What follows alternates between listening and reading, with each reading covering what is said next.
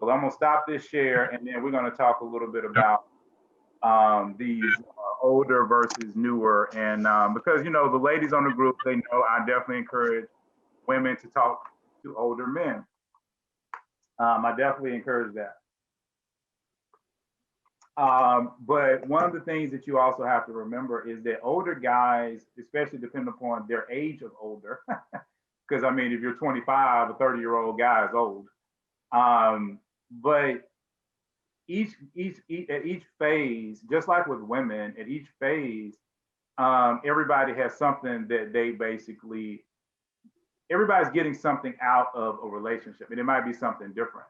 So when you're dealing with a guy that's probably 60 or 70, he's not looking for a woman to bear him children.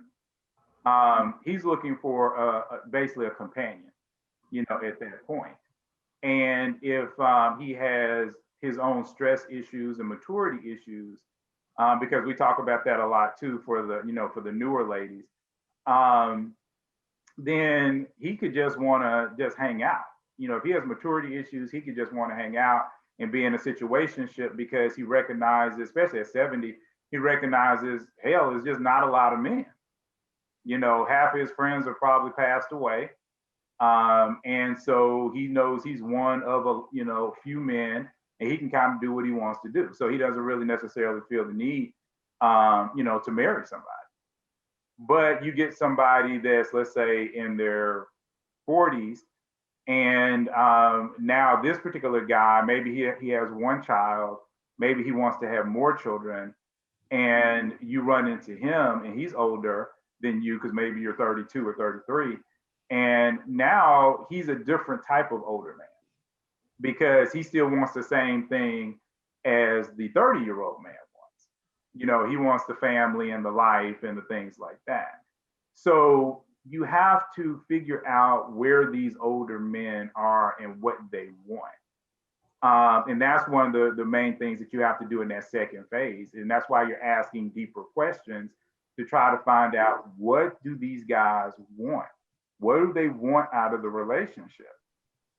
Like I said, if all he wants to do is really just hang out and watch TV, and I hate when people say that, and to me, that's a yellow flag for any lady. When you're talking to a guy, he's basically like, well, I just want to see where it goes, don't rush it. We just want to see where it goes. Well, if he says that in the first 2 weeks, then I'm like, okay, well, that's cool. But if he's saying that, in the third week and fourth week and fifth week, then now that yellow flag is starting to turn into a red flag, because he doesn't really want a relationship. Yes, ma'am. Oh, I thought you were about to say something, Jacqueline. Oh, no, I agree with what you're saying. And the situationships, those can be pretty tricky sometimes, discerning those, because oftentimes when a man is trying to hold a place with you, when you're like, they know you're a good woman, but they have their issues, they want to still play the field, oftentimes they will propose to you as well. Yeah, they will. So just because they propose to you and it feels like you're in an engagement doesn't really mean that they're going to proceed forward. Sometimes a real player can use that to get a lot more. Well, I mean, that's why I think that everybody needs to have timelines. You have to do your timeline based off of you, what you want and what you believe. My timelines, people told me in this group that my timelines are a little strict. No, they actually are probably pretty wise.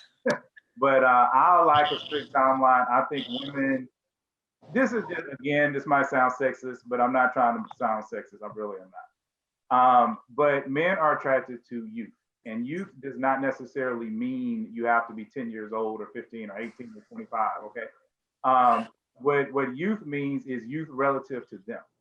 Okay? I'm sorry, youth what? Relative to them? To them. To them. Okay. So a 70-year-old man, a 60-year-old woman is actually young. Yeah, that makes sense. Relative to him. For me, being 44, when, and I've talked to women that are, as young as 26, that's really young to me. In my mind, that's really young. They probably don't consider themselves young. They consider themselves, I've been an adult for a while. But in my mind, you're still very young. So it's just relative to the man. So when you're dealing with men, you don't want to waste your time, because actually your time is part of your youth. And like I said, so if you're with a guy, and these are my timelines, you don't have to take them. You can throw them out. We don't need a big argument over them. But this is just what I encourage. I think if you're under 30, really, if you're under 25, for anybody listening, if you're under 25, my thing is, once he's out of college / grad school / technical school, or whatever it is he's going to do for education, you give him maximum 2 years, okay, to an engagement.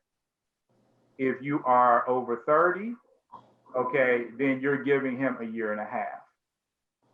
If you're over 35, I say a year. Now, there have been people on here that have said, well, I like to give them 2 years. I like to give them blah, blah, blah, blah. Again, your time is your asset. So why in the world are you giving this dude time? Because you realize the engagement still is going to take time. And you can always break off an engagement. But if this dude has basically been with you and you're, 37 or you're 40, and he's been with you a year, okay, he knows what he wants. Okay, he knows what he wants. Trust me, he got rid of a whole lot of women to get to you. So if he's been talking to you for a year, he knows if you're the right one. Okay, so if he's not willing to get down on a knee and say, okay, be with me, knowing that an engagement will probably take anywhere between six months to a year, if not more, okay, then that's a problem. To me, that's a problem.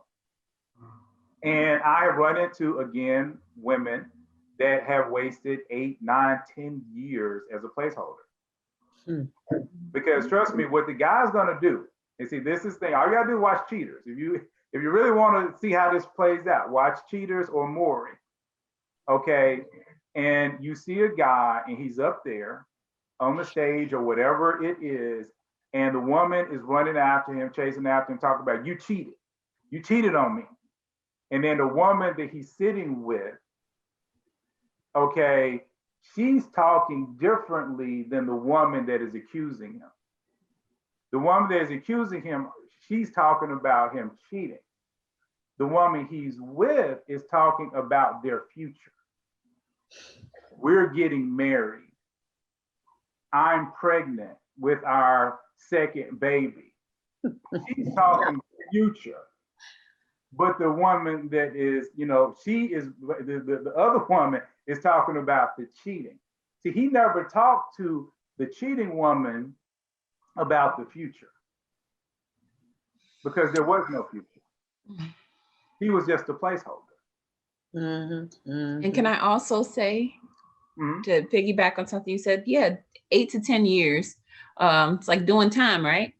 8 to 10 years. And then when that relationship has a big blow up, because usually that's what happens, big blow up, and somebody's frustrated and somebody's not getting what they want, a year or two later, he's married to someone else. It does not take that long. Yeah, and that's the thing. That's what I'm saying. 9 times out of 10, that's what he's doing. See, and that's why we're going to talk about next week, the disease of loneliness. Because loneliness, people take it for granted, and you should not take it for granted. Loneliness hurts, and it will destroy people. And even very nice people, both men and women, will do anything that they can to stop loneliness. And so what they do is they find somebody who is good enough, they hook up with that person, they stay with that person, but then their eyes are still looking for the person that they want. Okay, and then once they find the person that they want, and men have a lot of different ways, I know women do too, but men have a lot of different ways in which they work this out, where they will just become overnight a jerk. Before he was like the nicest guy in the world, and then overnight he's a jerk because he's trying to get rid of you. And a lot of guys cannot have a discussion over the phone about, hey, it didn't work out, or I know this might hurt you, but I just think we should break up. I think we should do this, because now you could come back and be like, no, I think we should work on this relationship. Oh, I love you, blah, blah, blah. Because now you're dealing with his emotions. And we talked about this before. Men don't do well with emotional stuff. This is why women should never really get angry and start yelling at men. Because when you yell at a man, you start to do this, he does this. And now he's in anger mode. And in anger mode, he gets filled with testosterone. Okay. And he's ready to fight any battle that you give him. Okay. But if he's in emotional mode, most men are not that close to their emotions. So you actually have a leg up. And that's why so many men just try to be jerks at the end, because they really don't want to have that conversation, because that's very emotional for them and it's very problematic. So they rather just ghost you or be mean to you so you'll break it off. Mm-hmm. You know, meanwhile, he's talking to home chick, you know, on the side. That's what it's like in high school. That's so high school. It is. But one of the things you'll find out with a lot of people is they live their life through high school. They've never really grown beyond 15. Now they have more experiences to draw from, but their emotional level, their mental level is the same as they were when they were 15 or 16. And add to that, broken relationships, broken homes, and everything else. And then they're older. Yeah. I'm about ready to slam my laptop shut.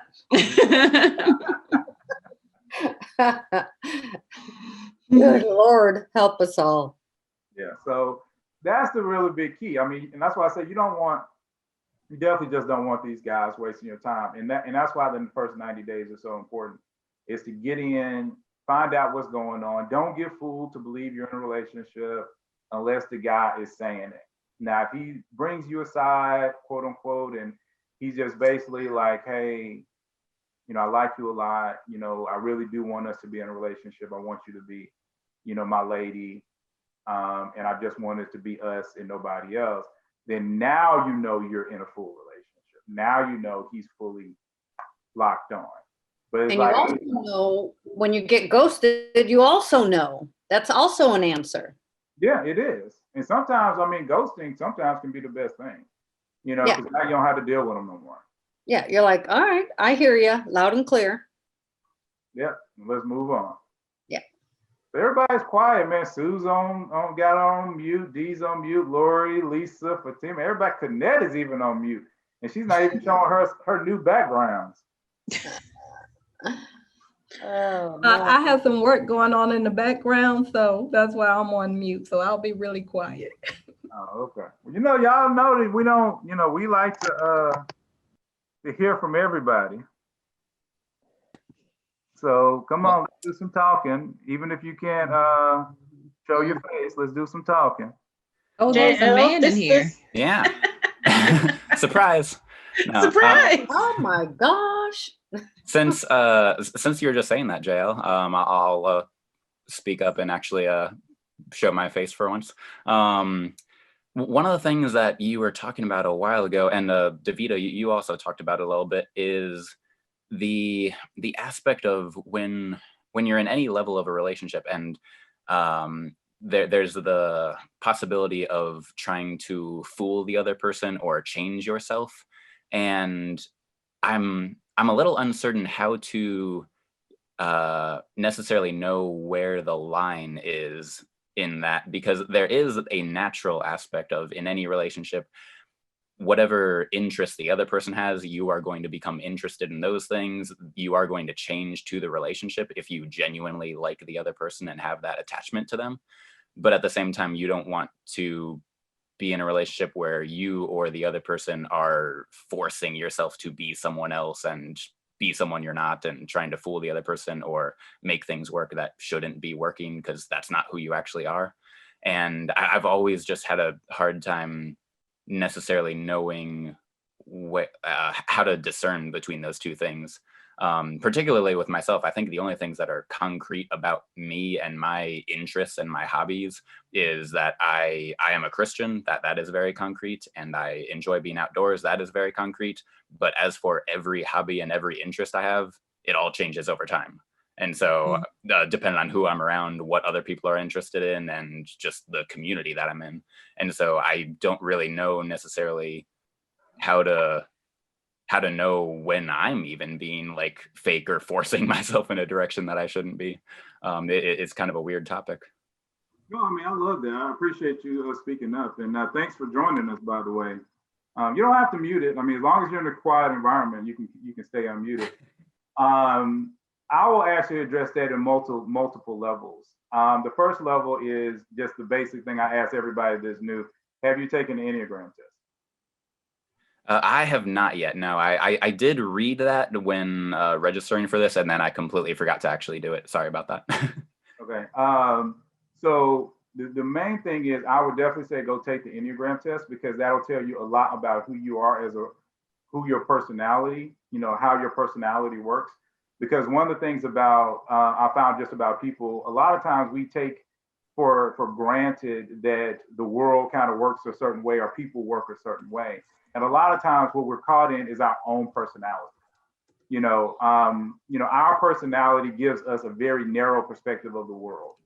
But we think many times that either everybody is like us or we think we're just the weirdo. We generally think one or the other. But every personality, and like I tell people about the Enneagram, every personality is beautiful and every personality is ugly. But what we have to do is we first need to find out, like I was saying at the very beginning, you need to look at the map and you see the pinpoint of you are here. And that's how we need to start, before we go to the next level. The second part of the layer of is I agree with you. When you're in a relationship with a person, you are going to change somewhat. That's going to be dependent upon you and or the situation, but you'll probably change somewhere between 20, I would almost even say up to maybe 35, 40%. Now these changes, like you said, are very natural, because if the person, for instance, I'll give you an example, like when I was married, my ex used to watch Arrow and The Flash. And so I would watch those shows with her because, that was her thing and she wanted me to watch them with her. And so I would watch them with her. Once I got divorced, I never watched the shows again, because I was never really into them. I was only into them because I liked spending time with her. So I don't think it's anything wrong with that. But what happens is if you cannot recognize yourself when you're in a relationship, that is where the problem is, that you've lost your identity into the other person. So that's how I'll address the second layer. The third layer of this, and really what I was trying to speak to in the presentation, and you have to watch out for this because they mainly do this with guys, is that there are several dating gurus out there that what they try to do is they try to teach men how to game women. And so they actually give you all these different tools and techniques that work on certain types of women, that it will basically allow you to kind of manipulate them. And then once you get into the relationship, they'll basically say, then you can become you again. Because many women do fall in love fast. And so a lot of men feel like, okay, well, if I can just play this game for a month, then she might fall in love with me. And now I have her and I don't have to do, then I can just be myself and she'll just, put up with me. But what I would say is that there are people out there for everyone. There is a perfect woman out there for you, and there are perfect men out there for all the women that are on the call. The issue is to understand the different personalities, and also to understand that is like this one guy said, and I forgot exactly how he said it, but I love the concept. The concept is in every Enneagram. We're just using Enneagrams because we know that there's 9 of them. Every Enneagram has beautiful people. Every Enneagram has stylish people. Every Enneagram has Instagram model-esque people. So you don't really need to be somebody and fake the funk.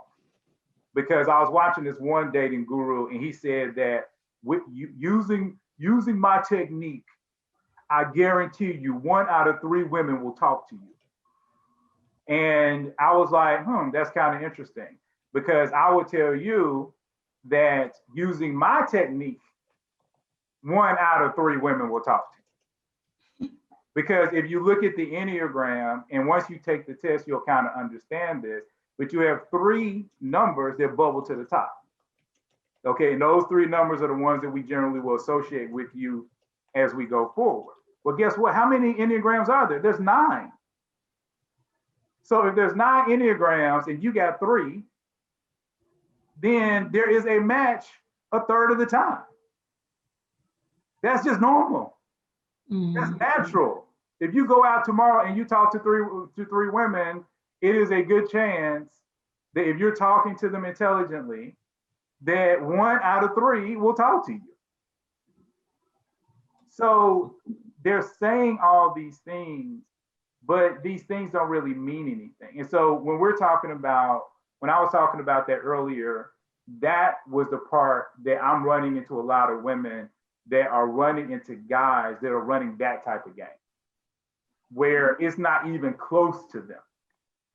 The guy that they meet at the club or at the grocery store or online is nowhere even close to the person that they are.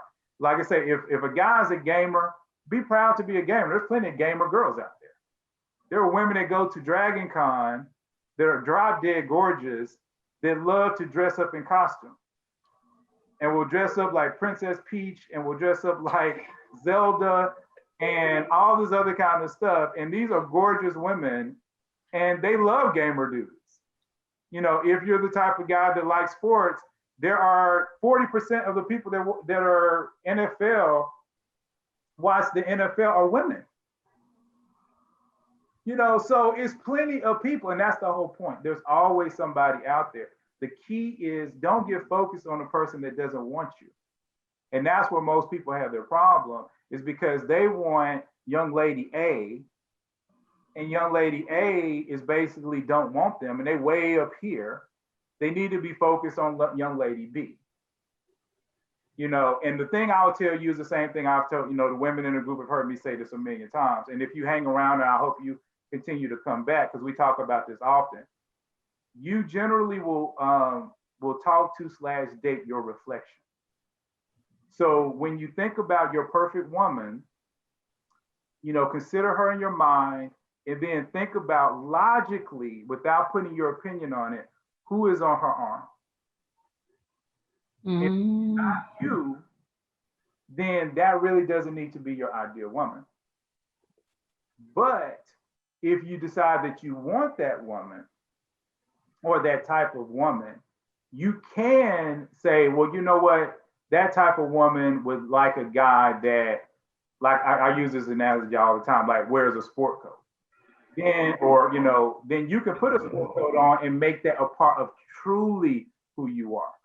And that process might take 1 or 2 years of you wearing them, get comfortable with them, you know, wearing different styles of them. But over that time, that becomes a part of you. And now you're being authentic. But what you don't want to do, like I say, is focus so much on this one person over here that just wasn't really you. That's not your style. That's not the person, you know. And I know, like I said, I've dealt with it with me. I've talked to some beautiful women. I mean, absolutely beautiful women that I met. And after a conversation, I'm just looking at them and I'm like, we got nothing in common. Mm-hmm. You think I'm cute and I think you cute, but that's how we got. We got nothing. Yeah, we got nothing. And, you know, and then I have to move on. And I've even, and the woman sometimes is saying it too, like, dang, you're a good guy. Dang, you know, and we just both kind of looking like, why is this happening? But you have to move on. You know, and that's why I was saying, don't get caught up in trying to force a relationship to work or whatever. Get out there to the person that you're trying to get to. And you might have to go through 1,000 people to get to the person you want. But don't waste time with all these other people because they just wasting your time. Mm-hmm. Get that person, you like, okay, I talked to you, you were great, you're a nice person, you're cute, but I'm sorry, you ain't for me. Stop, let's go to the next one. You know, like, you know, slide to the, you know, to the next person, swipe left and move. And that's why I think it's, if I could just interject, I think it's so important to know thyself and know what you want. That is the key right there. Because if you don't know who you are, if you don't know what you like to do, you will find yourself holding on to something that never should have been. And again, every time I say something, it's just lessons I've learned. I've held on to relationships because I didn't even want to be in my own company.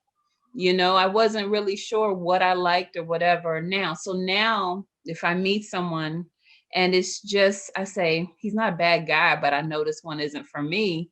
Let it go. Let it go and celebrate the fact that, you know what, I'm a great person on my own, and I have friends and family who love me, and just have that faith that there is someone out there that's going to compliment me perfectly, and I'm going to compliment them. Not to say that we're perfect, but it's not going to take that effort, like that effort. You know what I'm talking, like all relationships take effort, but you can tell when someone's not being authentically themselves, and you can tell when you are not, when you're just trying to be something just to please the other person. Right. You know, I, unlike Jay, I'm not a sports person at all, but I can follow a football game. But I will tell anybody, like, okay, you like to watch the game, what, 10 hours a week? That's great. I might watch it with you for 2 hours of the week, you know, because you're going to explain to me the plays and who's the best player and who does this or whatever. Part of the reason why I'm not a fanatic football person is because I don't understand it. And I'll admit that. So, but it's nothing wrong with that, you know, just to be who you are. Like, I'm an artsy person. Yeah. And if I invite the person that I'm with to an art show or a sip and paint, every now and again, if they do that for me, that's care for me. But I don't expect them to become an artist just because that's what I like. You know? Mm-hmm. Yeah. Anybody else? That good for you, sir? So I had one. This is a great topic. Thank you, Jay. Great information as usual. So we touched a little bit on the celibacy topic. That is a new one for me. I am not young. I'm in my 40s, and so in my 40s young.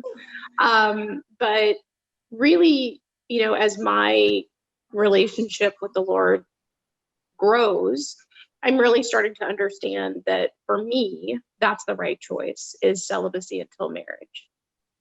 And I haven't dated for 3 years. And so that wasn't the situation in my last relationship. So I'm really interested to hear from others. You know, I know you talked about, of course, it's not a conversation I would have with someone on a first date, but it still does seem like such a sensitive topic. And I know when I was dating, if someone said that they were celibate before in my life, I would have said, yeah, that's not for me, goodbye.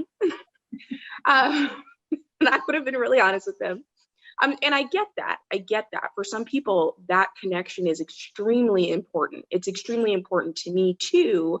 I just look at it in a very different way now, that it's a connection that I feel like has caused a lot of trouble for me in past relationships. And when I look back, I feel like I've done it too soon, and then all the emotions come with it. And then I get to know the person and realize that maybe it's not a great fit.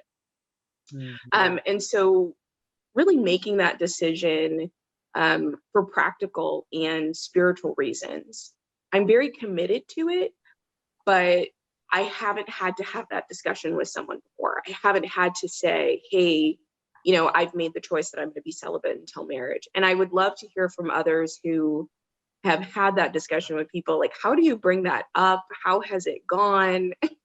How do you touch on that? For me, that's always been a complication, is having some of those more difficult conversations earlier in the relationship. Like, I'm a 20-something year cancer survivor. And so that's something that needs to come up during the relationship. You know, I feel like that's something that people should know, because there's always, you know, the opportunity that something could happen. And so I feel like it's only fair to let somebody know about that. I kind of look at the celibacy in the same way. Like, these are some tougher topics that before we go too far along here, we should probably have a conversation about. But it feels very awkward to have those conversations with somebody I've known for only a couple of months. But then it feels very dishonest to let it go any further than that and not have those conversations. So it's something that I've never gotten comfortable with on the Cancer side. And so now I've got like that and the celibacy conversation to have. And so I'm really interested to hear if others have had that conversation before. How did it go? Like, I know there were some comments to Vita, Lori in the chat, and you mentioned that you're really committed to that. And I'd love to hear, you know, what's your experience? I'll go first. I got a story. No, I will tell you. Okay, so a few of you may know, like a month ago, right when I joined this forum on Meetup, I also joined this online speed dating thing. And in a period of 2 hours, I met like 12 men. Okay, it's the first time in my life I ever did it. I will never do it again. I'm not interested.